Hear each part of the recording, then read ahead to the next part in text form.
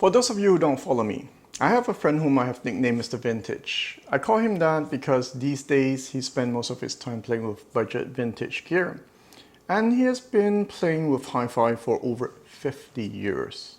Now, thanks to him, I got to listen to many vintage setups, and I do have a strong appreciation for vintage gear. Now, for example, one thing that I always like with some vintage speakers is the big bass drivers. When I listen to those, I cannot help but think today's modern speaker that uses 5-inch drivers feels like a wimp. Of course, today's speakers can do many things vintage speakers cannot. For example, modern speakers are more refined. Wouldn't it be nice if we have a speaker that has many qualities from both the past and the present? Now, I would argue that the KLH Model 5 has achieved that to a certain extent. It does not sound completely vintage, but it has some characteristics I like from vintage speakers. So what do I mean by that? Well, let's talk about it today.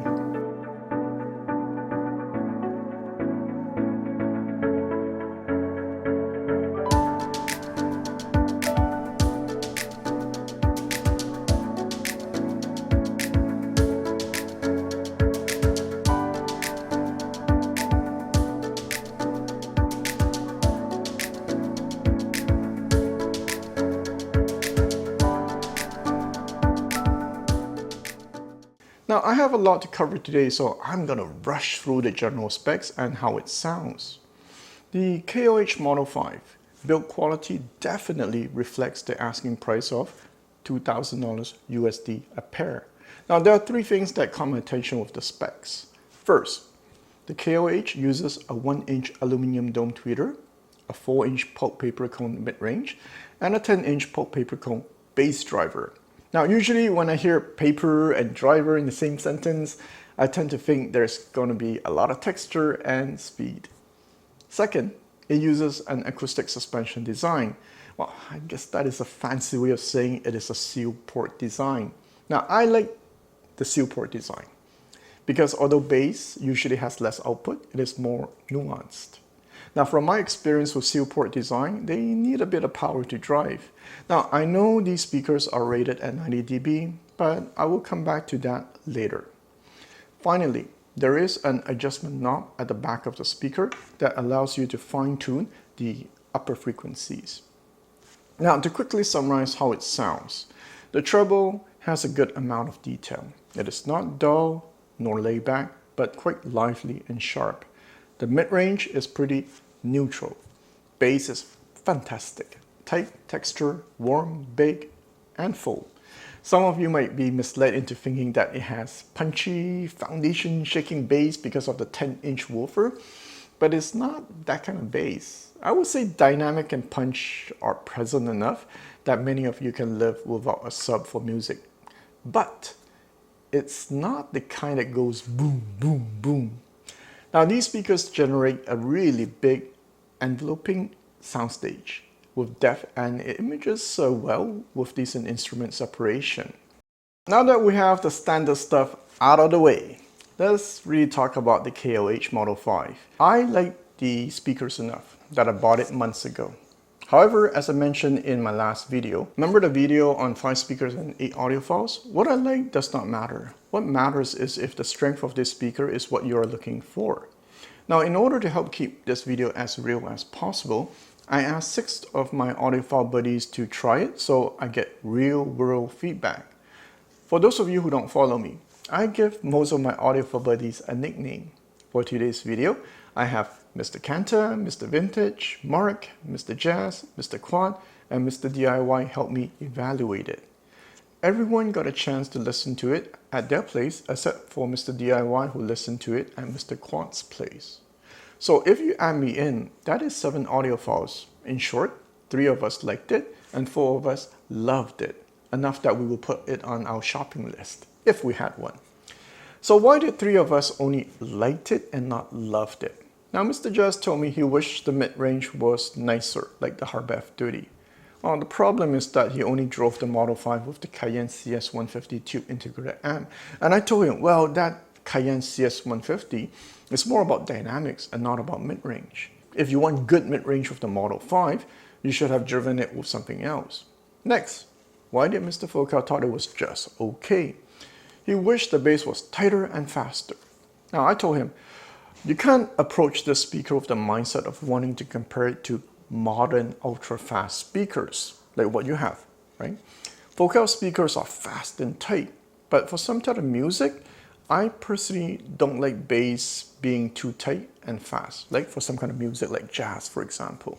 Now, for those of you who are planning to buy these speakers, and if your expectation is to compare the Model 5 to more modern speakers like Focal with hyper detailed resolution and lightning fast bass, well, change your expectations. You don't buy a Model 5 if that is what you're looking for. So, after comparing notes with my buddies who love the Model 5, I would say we have a lot in common. So I will just focus on why I like the Model 5. Number one, the soundstage is big.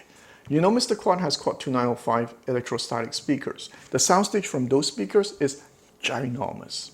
Yet, Mr. Quad was still so impressed with the Model 5 soundstage that he called these Model 5 Quad on steroids. I remember one track I was listening to, Encounter of the Third Kind, you know that movie? Now at the beginning of that track, I would hear things on my right side. Not my front right, but on my right side. With these speakers, you will get a wall of sound, and they sound big. Second, the bass is fantastic. It reminds me of some vintage speakers that I've listened to over the years. I like how tight the bass is with the Model 5 without it being overly tight. The bass is full, it feels like it goes deep, and has just the right amount of punch, well, for me. Of course, adding a sub is a good idea, but I was okay without a sub. Now, I love the fact that it is grand, tight, precise, round, and I rarely use a word like this to describe bass. It has the right amount of softness. I love it with big orchestra pieces because it gives a big sense of scale and power. For me, the vintage flavor of this speaker comes from this part, the bass. So that is why for me, amp matching is crucial to get this part right. Now, which I'll come back later on. So third, one question I asked Mr. Vintage a long time ago, what is the key difference that separates vintage and modern speakers? There are three things: refinement, color, and effect. It's true, most vintage speakers I listen to lack refinement. Sure, the top end can be tilted up to give the illusion of detail and clarity. However, put it against some modern speakers, it does lack refinement and density.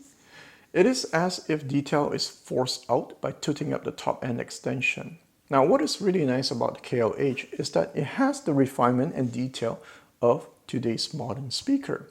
But it is not hyper detailed, and thank God it is not, because I'm not looking for another Focal or monitor audio.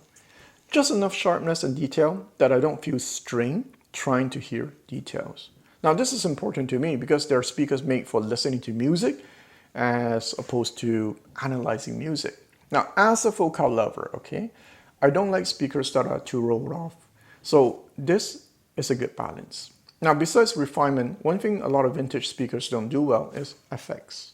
Now, let me explain. Now, in the old times, we mostly talk about flavor, like color, the Mcintosh sound, the Marantz sound. Unlike today, we talk about effects like soundstage, 3D, depth, and so forth. Yes, I am generalizing. Many vintage speakers can still produce a deep soundstage. But from what Mr. Vintage told me, since he has owned gazillion vintage speakers and he has been in the game for over 50 years, during the old times, maybe 60s, 70s, maybe 80s, they don't really focus on effects, but rather on color, flavor, right? Now, regarding effects, what I meant is new speakers can create this illusion of deep soundstage, fantastic instruments separation, really well compared to vintage speakers. Now, once again, I am generalizing, so cut me some slack, okay? The new Model 5 has that modern effect.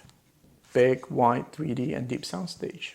It has the refinement of modern speakers and the flavor of vintage speakers, which I find mostly in the bass, lower frequency area. So that is what I meant by it is like a mixture of modern and vintage speakers. Finally, and most importantly, these speakers move my heart. The other night, I was answering YouTube comments. Now, while listening to the Model 5 in the background, I was not focused on listening, but at one point, I realized my heart was affected by the music. I had to put down the keyboard and continue enjoying the music. Now, this does not happen to me often, but it did, especially when I paired the Model 5 with my Mcintosh amp. Now, I can list out more reasons why I like the Model 5, but you know what? Why don't we move on to what you need to be careful of if you plan to buy the KLH. There are two main things, okay? Number one, for people who are used to very precise speakers and want that precision, this might not be for you. Now, although the center image is okay with the KLH, it's not the type where you can take a pencil and trace out the musicians. Now, some speakers I try, when I close my eyes, man, the center image is so strong, I feel like I can reach out and grab the neck of the singer. This Model 5 is more like a wall of sound where you can locate people and instruments, but not cut them out.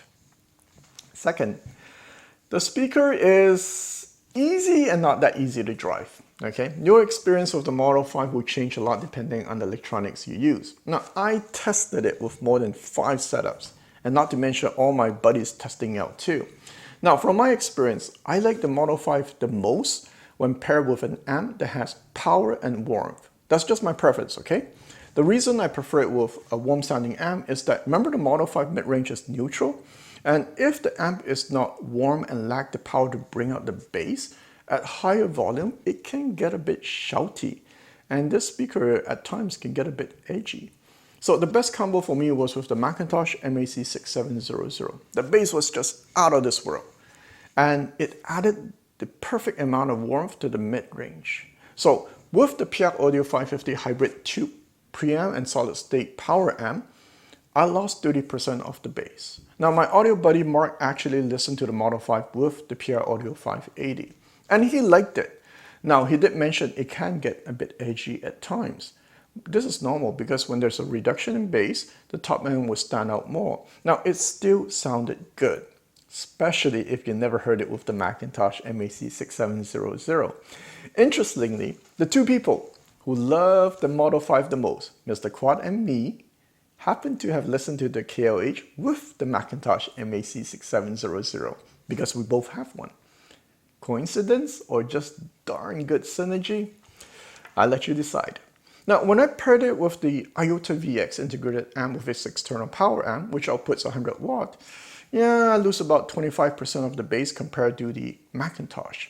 And I get that neutral mid-range instead of a warm mid-range. It sounded okay, and to get this kind of performance with the affordable IOTAVX is more than acceptable.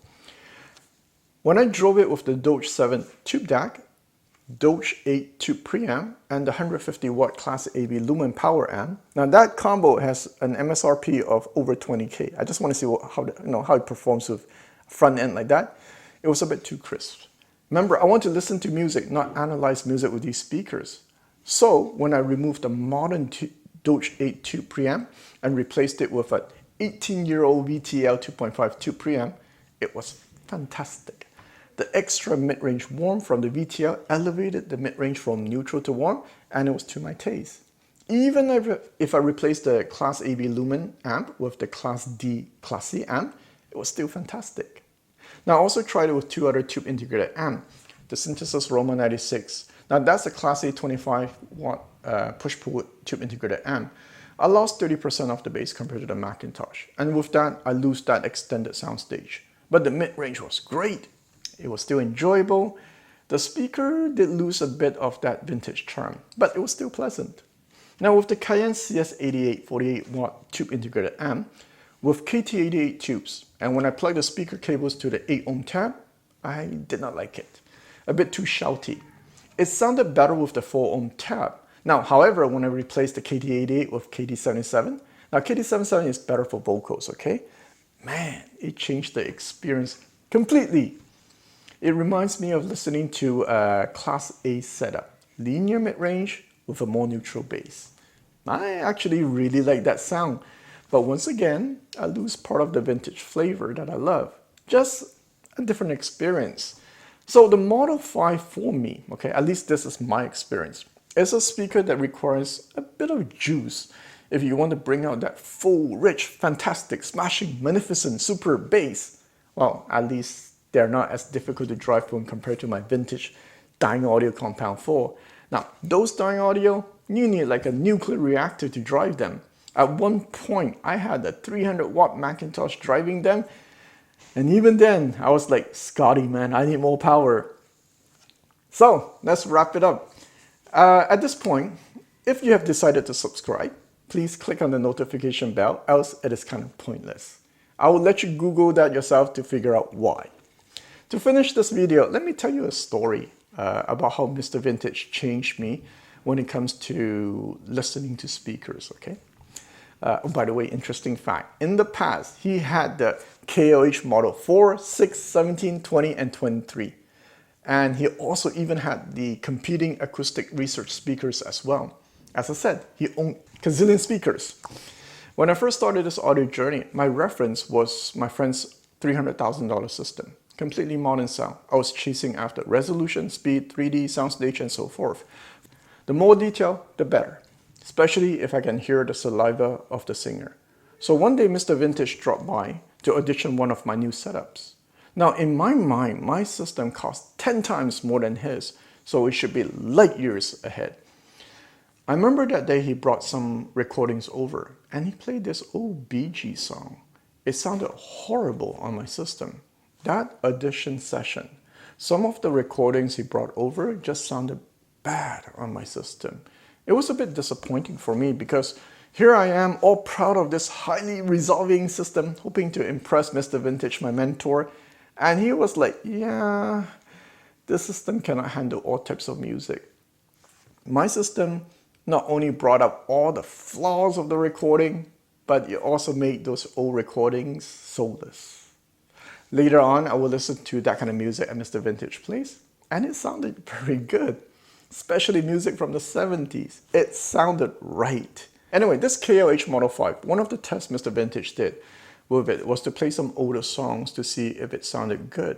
Yep, with the right equipment matching, I mean really important equipment matching, it handled older music pretty okay. Look guys, I like speakers that convey a lot of details. So whatever speaker I listen to, I need a certain amount of resolution to truly enjoy it. I think that is one of the strengths of this KLH. It has just enough refinement and resolution that even though you're into modern speakers, you can still enjoy these.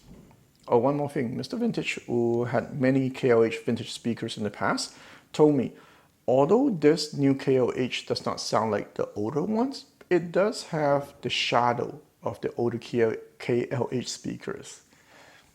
I would really hope so for them to put the Model 5 badge on these speakers. So, if you are a curious audiophile, definitely worth listening to these.